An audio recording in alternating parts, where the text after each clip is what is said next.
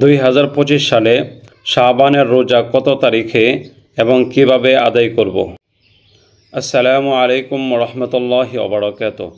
সম্মানিত দর্শক শ্রোতা, 2025 সালে শাবানের রোজা কোন দিন, কত তারিখে এবং কিভাবে আদায় করব, আজকে এ সম্পর্কে আলোচনা করা হবে ইনশাআল্লাহ।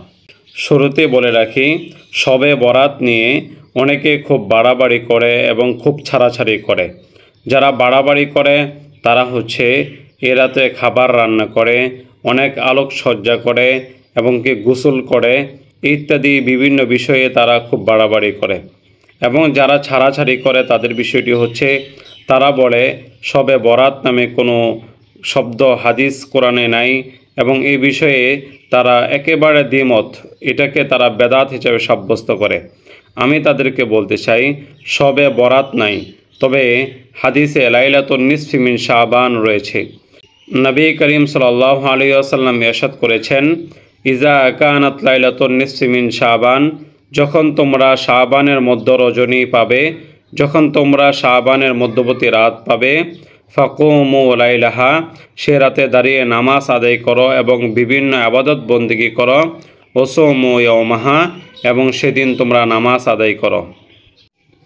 এই হাদিসে আমরা লাইলাতুন নিসফি মিন শাবান পেয়েছি, তবে শবে বরাত পাইনি।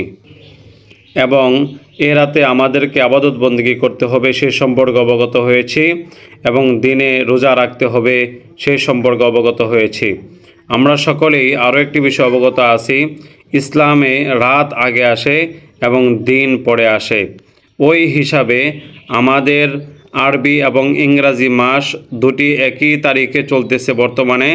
ওই হিসাবে আমাদেরকে আগামী শুক্রবার দিবাগত রাত্রে খেয়ে শনিবার দিন রোজা রাখতে হবে। 14 তারিখ দিবাগত রাত্রে আমাদেরকে সেহরি খেতে হবে এবং 15 তারিখে রোজা রাখতে হবে। অনেকে আবার মনে করে শাবানের রোজা দুইটি, মূলত তারা আশুরার 10 তারিখের রোজার সাথে এটাকে গুলিয়ে ফেলে।